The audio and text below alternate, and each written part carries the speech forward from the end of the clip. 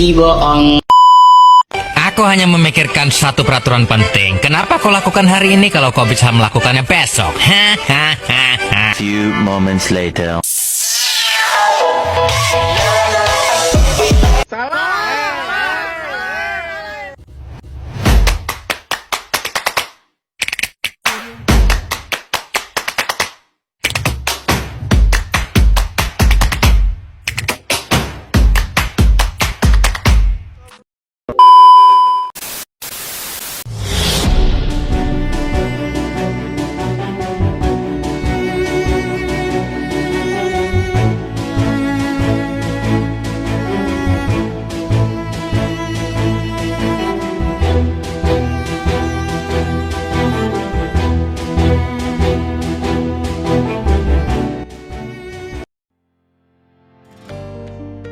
Poin pertama, peta rute penjelajahan Samudra Vasco da Gama dari Portugis menuju Kepulauan Indonesia.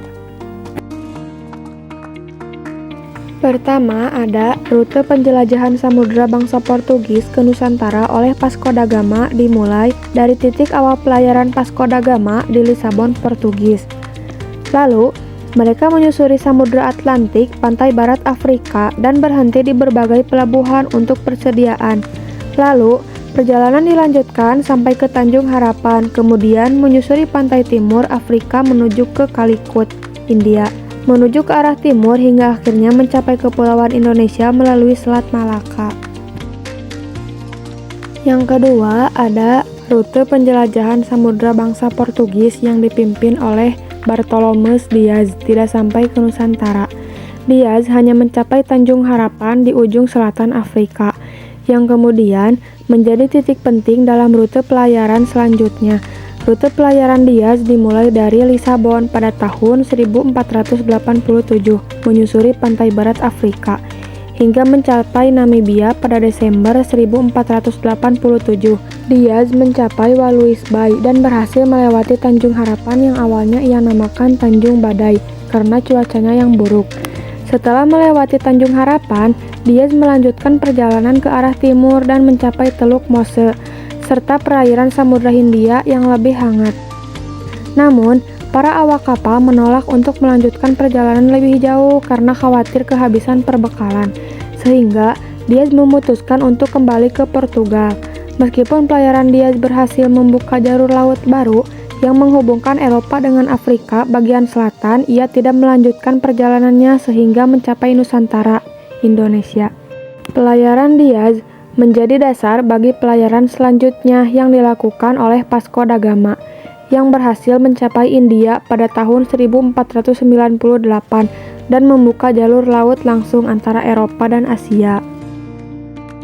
Lalu, yang ketiga, rute penjelajahan samudera bangsa Portugis ke Nusantara yang dipimpin oleh Afonso de Albuquerque, yang dimulai dari Lisabon, berlayar ke arah selatan pantai barat Afrika hingga mencapai Tanjung Harapan. Setelah berhasil melewati Tanjung Harapan, mereka melanjutkan pelayaran ke arah timur, menyusuri pantai timur Afrika hingga akhirnya mencapai India, tepatnya di Kalkutta. Dari India, mereka melanjutkan perjalanan ke arah timur menuju Selat Malaka, yang merupakan jalur penting dalam perdagangan rempah-rempah pada waktu itu. Setelah berhasil menguasai Malaka, Afonso de Albuquerque mengirim ekspedisi ke wilayah sumber rempah-rempah yaitu Kepulauan Maluku. Antonio de Abreu, salah satu pemimpin ekspedisi, berhasil mencapai Maluku pada tahun 1512, menandai kedatangan Portugis di wilayah Nusantara. Poin kedua, rute penjelajahan Bartolomeus Dias dari Lisbon menuju Tanjung Harapan. Pertama, rute penjelajahan samudra bangsa Spanyol ke Nusantara oleh Christopher Columbus tidak langsung menuju ke sana.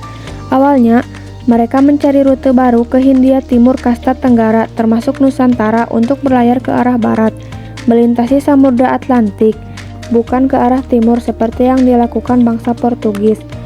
Columbus melalui pelayarannya dari Spanyol dengan 3 kapalnya, yaitu Nina, Pinta, dan Santa Maria. Pada tanggal 3 Agustus 1492, mereka berlayar ke arah barat melintasi Samudra Atlantis dengan harapan mencapai Hindia Timur. Alih-alih mencapai Asia, mereka justru mendarat di Kepulauan Karibia, Hispaniola, Kuba, Bahama. Pelayaran Columbus tidak langsung menuju Nusantara. Bangsa Spanyol kemudian menjelajahi dan menguasai wilayah-wilayah di sekitar Samudra Pasifik, termasuk Filipina dan akhirnya sampai di Maluku. Kedua, rute penjelajahan samudra bangsa Spanyol ke Nusantara oleh Ferdinand Magellan. Ekspedisi dimulai dari Sanlúcar di Barrameda, Spanyol, melewati Samudra Atlantik. Kemudian, armada mencapai pantai timur benua Amerika. Mereka melewati selat di ujung selatan Amerika Selatan yang kemudian dinamai Selat Magellan. Setelah melewati selat, mereka memasuki Samudra Pasifik. Ekspedisi mencapai Kepulauan Masapa yang kemudian dikenal sebagai Filipina. Dari Filipina, mereka berlayar ke selatan dan akhirnya mencapai Maluku. Ketiga, rute penjelajahan samudra bangsa Spanyol ke Nusantara oleh Juan Sebastian Elcano. Rute dimulai dari Spanyol menuju arah barat. Mereka menyeberangi Samudra Atlantik, lalu perjalanan dilanjutkan ke pantai timur benua Amerika. Mereka menemukan dan melewati selat yang kemudian dinamakan Selat Magellan. Setelah melewati selat, mereka berlayar di Samudra Pasifik yang luas. Mereka mencapai Kepulauan Masapa yang sekarang dikenal sebagai Filipina. Setelah kematian Magellan, Elcano memimpin sisa kru menuju Kepulauan Rempah-Rempah dan singgah di Tidore, Maluku. Lalu, kapal Victoria, satu-satunya yang selamat, berlayar kembali ke Spanyol dengan mengelilingi Tanjung Harapan yang di ujung selatan Afrika. Yang terakhir, yaitu poin yang ketiga, rute penjelajahan Alfonso de Albuquerque dari Lisabon menuju Kepulauan Maluku. Yang pertama, rute penjelajahan samudra bangsa Belanda ke Nusantara dipimpin oleh Cornelis de Houtman ke Nusantara dimulai dari Amsterdam menuju pantai barat Afrika. Kemudian, berlayar ke Tanjung Harapan lalu mengarungi Samudra Hindia dan akhirnya mencapai Selat Sunda. Sebelum tiba di Banten, ekspedisi ini berangkat pada tahun 1595 dan sampai di Banten pada 27 Juni 1596. Rute ini dipilih untuk menghindari persaingan dengan Portugis yang telah berkuasa di rute utama melalui Selat Malaka dan India. Ekspedisi ini menggunakan 4 buah kapal, yaitu Amsterdam, Hollandia, Mauritius, dan Dordrecht, dengan total awak kapal sebanyak 249 orang dan 64 pucuk meriam. Kedua, rute penjelajahan samudra bangsa Belanda ke Nusantara oleh Jacob van Eyck. Jacob van Eyck memulai pelayarannya dari Belanda, negara asalnya. Kapalnya berlayar menuju pantai barat Afrika. Kemudian, mereka berlayar mengitari Tanjung Harapan di ujung selatan Afrika.